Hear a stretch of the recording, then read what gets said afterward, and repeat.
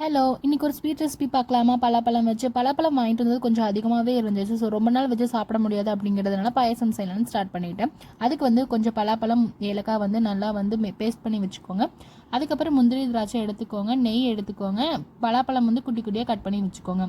So ஒரு பேனில் வந்து நெய் ஆட் பண்ணதுக்கப்புறமா முந்திரி, திராட்சையெல்லாம் போட்டு நல்லா ஃப்ரை பண்ணிக்கோங்க. அது நல்லா பொரிஞ்சதுக்கப்புறமா நம்ம எடுத்து வச்சுருந்த பலாப்பழம் போட்டு நல்லாவே ஃப்ரை பண்ணிக்கோங்க. அது கொஞ்சம் கிறிஸ்பினஸ் ஆகணும். நான் இன்றைக்கி கடையில் வாங்கின பால் தான் ஆட் பண்ணுறேன். பிகாஸ் கொஞ்சம் க்ரீம் அதிகமாக இருக்கும் அப்படிங்கிறதுனால.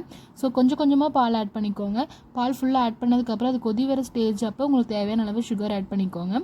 சுகர் ஆட் பண்ணதுக்கப்புறம் நல்லா கொதி வரும். ஸோ சைடில் ஏடெல்லாம் இருக்கும் இல்லையா, அதெல்லாம் வந்து எடுத்துகிட்டே இருங்க. அப்போ தான் கொஞ்சம் டேஸ்ட் அதிகமாக இருக்கும். அதுக்கப்புறமா வந்து லாஸ்ட்டாக இறக்க போகிறப்ப ஒரு நம்ம அரைச்சி வச்சுருந்தோம் இல்லையா, ஸோ அதுவும் சேர்த்து ஆட் பண்ணிவிட்டு நெய் ஆட் பண்ணிக்கோங்க. வேணும்னா ஆப்ஷனல் தான். ஸோ அவ்வளோதான், பலாப்பழ பாயாசம் ரெடி ஆகிடுச்சு. டேஸ்ட் ரொம்பவே சூப்பராக இருந்துச்சு. நீங்களும் ட்ரை பண்ணி பாருங்கள். மறக்காமல் சப்ஸ்கிரைப்